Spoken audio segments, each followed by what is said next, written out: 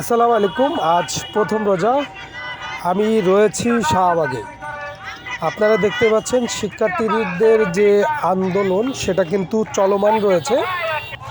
আজ 25তম দিন শিক্ষার্থীদের আন্দোলন থেমে নেই।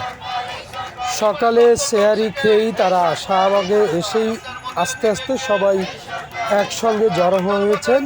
তাদের যে স্লোগান সেটা আপনারা একটু শুনুন, যে প্রথম ধাপ, দ্বিতীয় ধাপ, তৃতীয় ধাপ নিবে না কেন, সেটা হচ্ছে তাদের স্লোগান।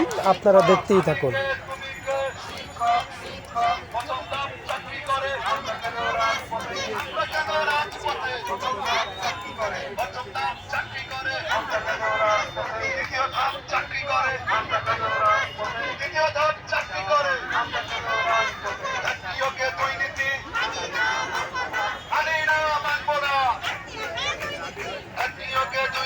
একটু বলে দিতে চাই, এখানে কিন্তু সব এলাকার থেকেই শিক্ষকরা এসেছেন।